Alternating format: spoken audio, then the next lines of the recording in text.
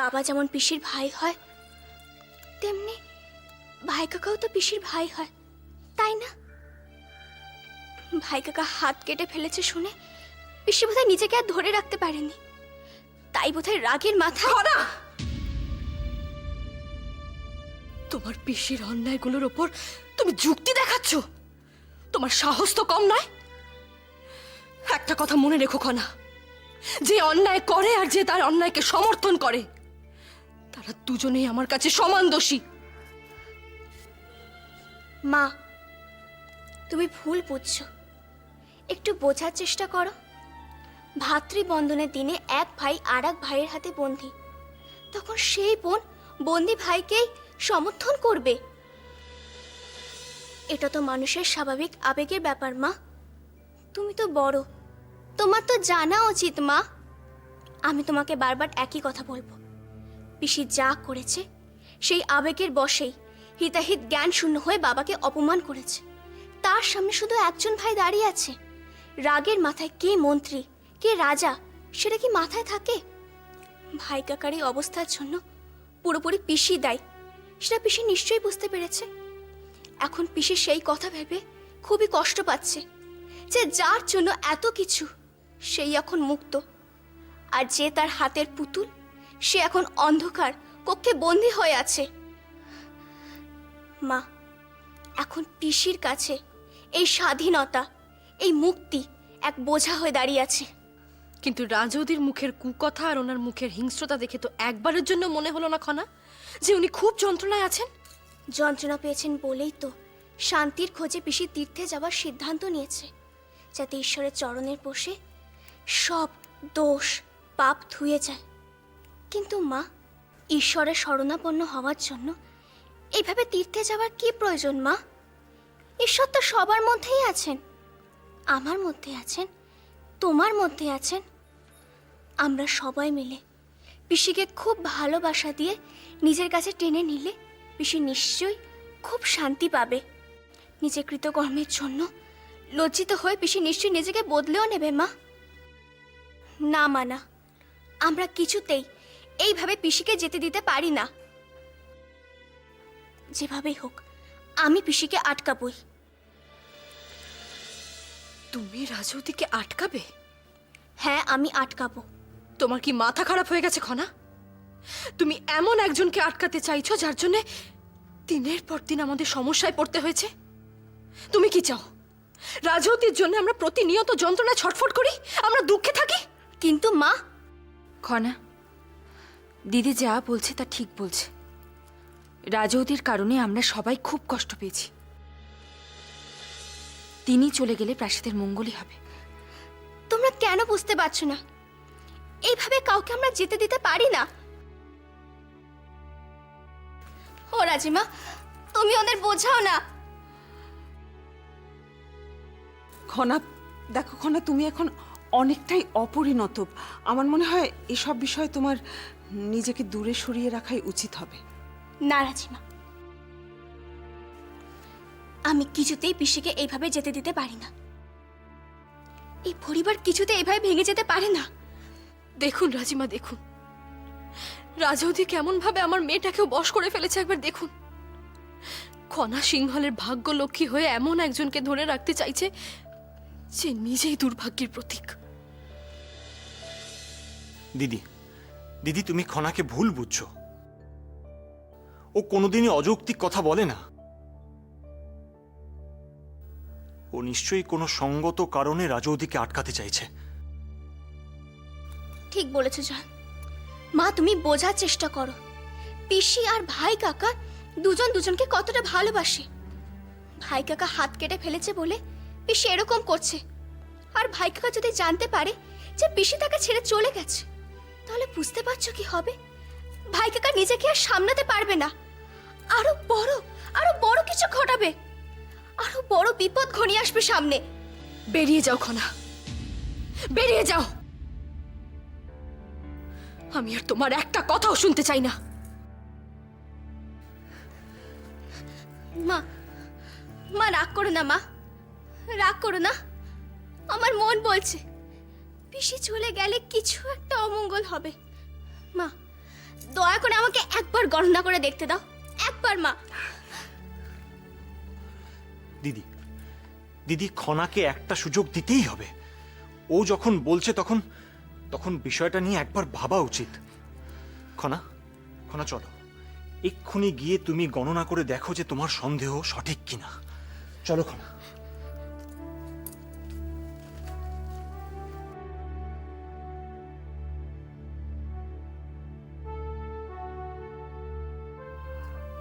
ঐশিকা, ঐশিকা, তুমি খনার উপর রাগ করো না। ও সকালে মহানামান ওরকম অবস্থা দেখে হয়তো মনে মনে খুব কষ্ট পেয়েছে। দেখো, ওর এত অপরিণত কচি মন, ওর ওপর তো প্রভাব পড়বেই। অত সহজে তো সবকিছু মেনে নিতে পারবে না। তা বলে এমন একজনকে সমর্থন করবে যার জন্য প্রতিনিয়ত আমাদের সমস্যায় পড়তে হয়? নিশ্চয়ই কোনো কারণ আছে দিদি। খনা কিন্তু এমনি কোনো কথা বলে না। ও যখন গণনা করছে তখন একটুখানি ধৈর্য ধরুন। গণনা শেষ হলেই বোঝা যাবে প্রকৃত ব্যাপারটা কি।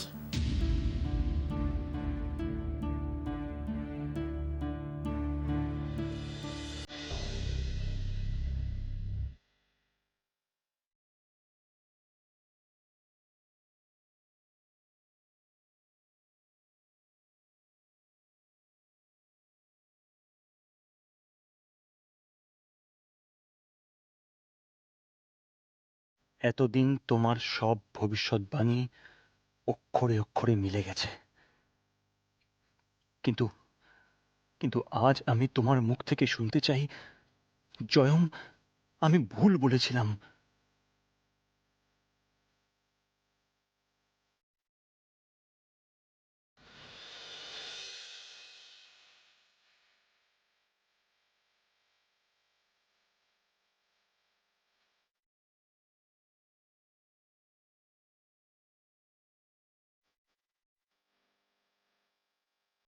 কিন্তু যদি খনার ভবিষ্যৎবাণী এবারও সত্যি হয়, তাহলে তাহলে তো মহা সমস্যার সৃষ্টি হবে।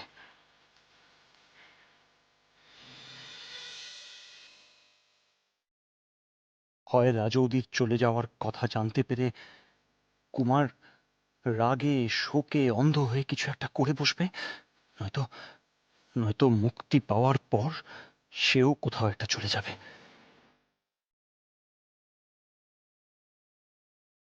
কিন্তু যাই হোক, তাতে তো রাজ পরিবারের ক্ষতি হবে।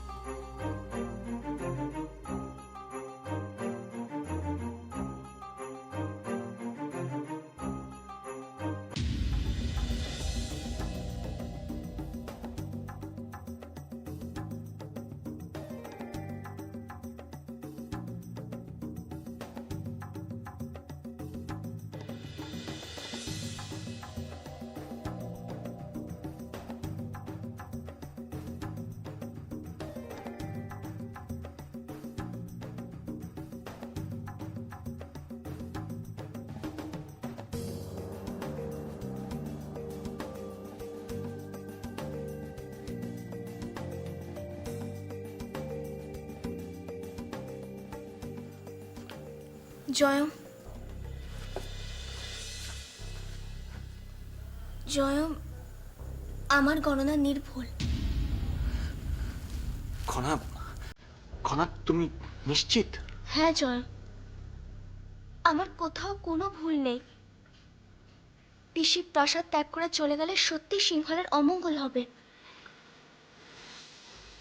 আচ্ছা খনা, কি ধরনের অঘটন ঘটতে পারে তার কোনো আন্দাজ?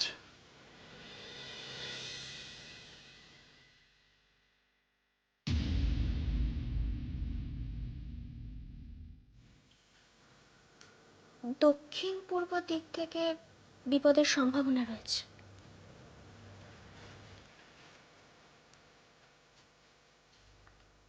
দক্ষিণ পূর্ব দিক থেকে?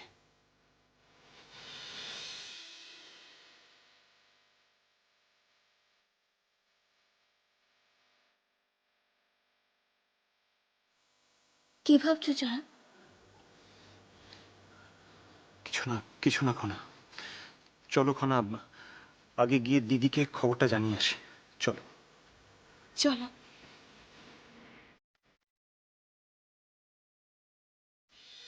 এইভাবে অপেক্ষা করো তো আমি কোনো অর্থই খুঁজে পাচ্ছি না রাজিমা। ভবিষ্যৎ গণনা করা কি অতই সোজা কাজ? যদি তাই হতো তাহলে দেশের রাজার কোনো মূল্যই থাকতো না। সকলে গণৎকারকে মাথায় তুলে রাখতেন। ঐশিকা, ঐশিকা, আমি একটা কথা কিছুতেই বুঝতে পারছি না। আর একটু ধৈর্য ধরে অপেক্ষা করা কি যায় না? কিন্তু এই অপেক্ষা করা তো আমার কাছে একেবারে অপ্রয়োজনীয় বলে মনে হচ্ছে। সমস্যা নিজে বেছে বেছে বিদায় নিতে চাইছে, আর ও চলে গেলে ভবিষ্যতে কি হবে সেটা ভেবে আপনারা এখন থেকে চিন্তিত হয়ে পড়ছেন। ঐশিকা, ঐশিকা, আমি বুঝতে পারছি তোমার মানসিক অবস্থা ভালো নয়, কিন্তু তার মানে তো এই নয় যে নারীর অলংকার, ধৈর্য, সহনশীলতা তা তুমি হারিয়ে ফেলবে। দেখো, ভবিষ্যতে যদি সত্যি কোনো বিপদ থাকে তাহলে সেটা যদি আগে থেকে আমরা জানি তাহলে সাবধান হতে পারবো। তাতে ক্ষতি কি আছে বলো তো?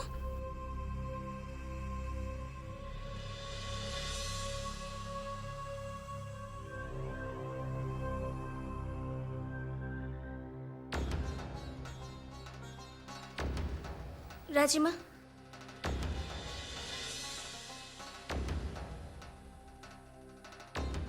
আমার গণনা হয়ে গেছে।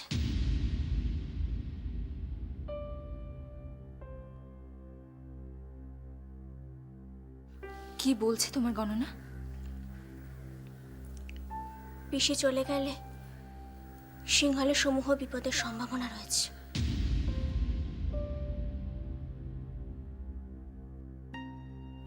তুমি নিশ্চিত? দক্ষিণ পূর্ব দিক থেকে বিপদ আসবে। তাহলে তো ত্রিজাটাকে এভাবে প্রাসাদ থেকে চলে যেতে দেওয়াটা ঠিক হবে না। এ আপনি কি বলছেন রাজিমা? আমি ঠিক বলছি ঐশিকা। সিংহলের আর কোনো রকম ক্ষতি হোক আমি চাই না। কাল কি হবে না হবে সেটা ভেবে আপনারা এখন থেকে ভবিষ্যতে চিন্তা করে দুর্বল হয়ে পড়ছেন। ঐশিকা, ঐশিকা, বোঝার চেষ্টা করো, আমি দুর্বল হচ্ছি না, কিন্তু খনা যখন ভবিষ্যৎবাণী করেছে, আমরা আমরা আর কোনো রকম অশান্তি চাই না। কোনো মূল্যে অশান্তিকে ঠেকাতেই হবে। খনার একটা সামান্য ভবিষ্যৎবাণীকে আপনারা বিশ্বাস করে ফেলছেন রাজিমা? আর কোনো মূল্যে অশান্তি ঠেকানোর মানেটা কি? যে মানুষটা মহারাজকে অসম্মান করেছেন, অপমান করেছেন, আপনারা তাকেই সসম্মানে প্রাসাদে রেখে দিতে চাইছেন? আপনারা কি ভুলে গেছেন রাজিমা সে একজন নিজেই মূর্তিমতী অশান্তি? আসলে ভবিষ্যতের কথা চিন্তা করে নয়, আমার তো মনে হয় আপনারা নিজেরাই কেউ চান না রাজৌদি প্রাসাদ থেকে চলে যান। মা, এসব তুমি কি বলছো? পিসি কোনো অন্যায় করলে রাজমার ঋদ্ধিমণি কখনো সমর্থন করেনি। আমি পিসিকে আটকাবো শুনে তারা কত বিরক্ত হয়েছিল, আর এখন তুমি তাদের উপরই প্রশ্ন তুলছো। তুমি আর একটা কথাও বলবে না খনা। আজ তোমার জন্যই এত অশান্তি সৃষ্টি হয়েছে। আমি একটা বিষ বৃক্ষকে সমূলে উপড়ে ফেলতে চাইছি, আর তুমি সেটাতে বাধা দিচ্ছ। আমি এমনি এমনি বাধা দিচ্ছি না মা। কুণ্ডলিতে বিপদে ইঙ্গিত দিয়েছে, তাই জন্য বারবার পিসিকে আটকাবার কথা বলছি, কারণ আমি চাই না কারোর অমঙ্গল হোক। অতই যদি চিন্তা, তাহলে নিজের বাবার কুণ্ডলী গণনা করনি কেন? তাহলে তো লোকে এত অপমানিত হতে হতো না কখনো। মা, তুমি খুব ভালোভাবে জানো আমি প্রতিদিন কুণ্ডলী গণনা করি না। তাহলে আমি কি করে আগে থেকে এই বিষয় নিয়ে ভবিষ্যৎবাণী করতাম? আসল কথা তা নয় খনা, আসল কথা হলো তুমি তোমার পিসিকে নিয়ে বেশি চিন্তিত। তাই তার চলে যাওয়ার খবর শুনে তুমি ছুটতে চলে গেছো সমস্ত কাজ ফেলে রেখে কুণ্ডলী গণনা করতে। মা, তুমি আমাকে ভুল ভাবছো। আমি যা করছি তা সিংহলের মঙ্গলের জন্যই করছি, আর আমার গণনাতে কোনো ভুল নেই। ভুল আছে কি নেই সেটা আমরা বিচার করব খনা। দিদি, খনার ভবিষ্যৎবাণী নিয়ে কি তোমার কোনো সন্দেহ আছে? আছে তো জয়দ্রথ। রাজৌদি প্রাসাদ থেকে চলে গেলে প্রাসাদের মঙ্গলই হবে, তুমি দেখে নিও। মা, আমি কিন্তু আগেও অনেক ভবিষ্যৎবাণী করেছিলাম এবং তার সবই ভুলে গেছে। তাতে কিন্তু আখেরে সিংহল এবং তার রাজবংশেরই মঙ্গল হয়েছিল। তুমি কি আমাকে জোর করে বিশ্বাস করতে বাধ্য করবে নাকি খনা? ঐশিকা, তুমি বোধহয় ভুলে যাচ্ছ যে খনার ভবিষ্যৎবাণীর জোরেই কিন্তু তুমি আজ এখানে দাঁড়িয়ে এতগুলো কথা বলছো। তা না হলে তুমি এতদিন সতী হয়ে আমাদের স্মৃতিতে বিরাজ করতে। তাই বলে খনার অন্যায় কথাগুলোকে মুখ বুজে সহ্য করতে হবে রাজিমা? বিশ্বাস অবিশ্বাস সম্পূর্ণ আমার ব্যক্তিগত ব্যাপার। কেউ কারো নিজের মতামত আমার উপর চাপাতে পারে না। ঠিক আছে মা, তুমি যদি না বিশ্বাস করতে চাও তাহলে করো না, কিন্তু সত্যি যদি কোনো বিপদ হয় তাহলে সব দায়িত্ব তুমি নিতে পারবে তো? খনা, তুমি ভুলে যাচ্ছ তুমি কার সাথে কথা বলছো। তুমি তোমার মায়ের উপর প্রশ্ন তুলছো। আর তুমি যে আমার শিক্ষা দক্ষতা নিয়ে যে প্রশ্ন তুলছো, সেবেলা বুঝি তোমার কোনো দোষ নেই? গোটা দিন আশ্রমে গিয়ে তুমি এত শিক্ষিত হয়ে গেছো যে তোমার মায়ের দোষ ধরছো তুমি? মা যেমন সন্তানের সব ভুল ত্রুটি শুধরে দেয়, তেমনি মায়ের সব ভুল ত্রুটি সংশোধনের চেষ্টা করাও কিন্তু সন্তানের কর্তব্য। মা, খনা, ঐশিকা,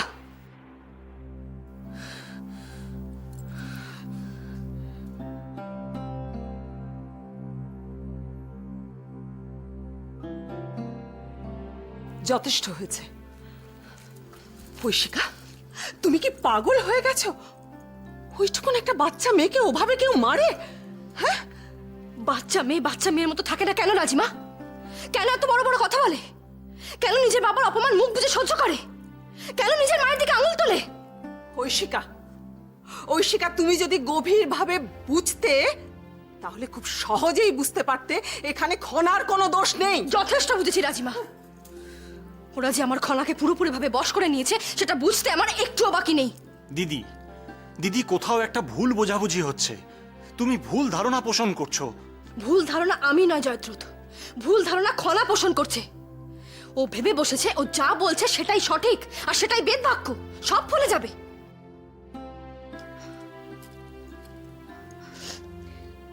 মা, তুমি আমার সম্বন্ধে একথা বলতে পারলে? হ্যাঁ, পারলাম খনা। আর এও বলে দিচ্ছি তোমার ভবিষ্যৎবাণী কখনো সফল হবে না, তুমি দেখে নিও। আমার ভবিষ্যৎবাণী সফল হবে কিনা সে তো সময় বলে দেবে মা, কিন্তু আমি একদিন এত বড় ভবিষ্যৎ বক্তা হব যে কেউ আমার ভবিষ্যৎবাণী নিয়ে কোনো প্রশ্ন তুলতে পারবে না। আমার প্রত্যেকটি বচন অক্ষরে অক্ষরে মিলে যাবে। কিন্তু সেদিনও আমি এখনকার মতোই সবার হিতে মানুষের মঙ্গলের জন্যই ভবিষ্যৎবাণী করব। আমার বচনে প্রত্যেকটি মানুষ উপকৃত হবে, সবার জীবন মঙ্গলময় হয়ে উঠবে। আমি জানি আমার কথা এখানে অনেকেই বিশ্বাস করছে না, কিন্তু আমার গণনায় কোনো ভুল নেই। আমি বেঁচে থাকতে কিছুতেই সিংহলে অনিষ্ট হতে দেব না মা।